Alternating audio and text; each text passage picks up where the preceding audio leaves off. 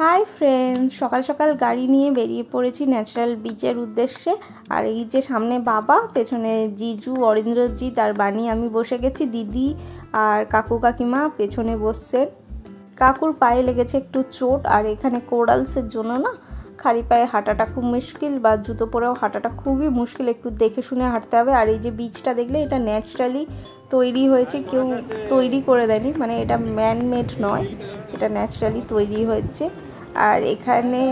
জলের মধ্যে বারবার নামতে হবে তাই জামা শুকিয়ে যাবে বা শর্ট জামা এগুলোই নেওয়ার চেষ্টা করো কারণ হোটেলে গিয়ে জামা বারবার ড্রাই করাটা একটু মুশকিলের ব্যাপার আর এই বিচগুলো খুবই সুন্দর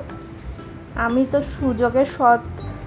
উপयोग করে একেবারে কটা রিলস বানিয়ে নিয়েছি কটা ছবি তুলে নিয়েছি ফ্যামিলি পিকচার তো সেগুলো করতে তোমরা ভুলো না অবশ্যই করে নিও আর এই যে পেছনে হাজবেন্ড হাঁটছে আর এই যে সাইডে সাইডে গাছগুলো দেখছো না এগুলো ঠিক আনারসের মতন ফলটা জঙ্গলি আনারস টাইপের এইখানে দেখো আনারসের মতন ফল হয়েছে যদি চোখে পড়ছে কিন্তু এগুলো খাওয়া যায় না তাই একটু শেয়ার করে দিলাম গাছগুলো তোমাদের সাথে দেখে বেশ ভালো লাগছিল গাছগুলো সেটা তো মিশে তা হবে না কেন করে ওটা যখন মারা যায় না যে ফিমেলটা তখন যে শক্তিশালী নটটা থাকে সে নিজের জেন্ডার চেঞ্জ করতে পারে আর এই ন্যাচারাল বিচের এখানে আমরা কটা ফ্যামিলি পিকচার নিয়ে নিয়েছিলাম আর যেখানে আমরা স্টে করেছিলাম সেখানেও কিছু পিকচার নিয়েছিলাম তো সেগুলো তোমাদের সাথে ভালোভাবে একটু শেয়ার করে দিই আর এইটা ন্যাচারাল বিচে আমি তুলেছিলাম একা একা সেলফি নিচ্ছিলাম জানি না কেমন এসছে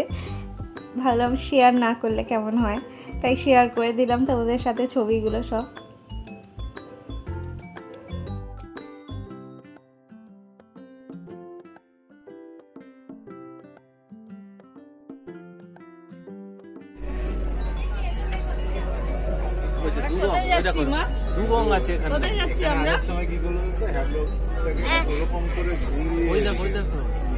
চিন্তা ভাবনা করছো কোথায় যাচ্ছি বলে দাও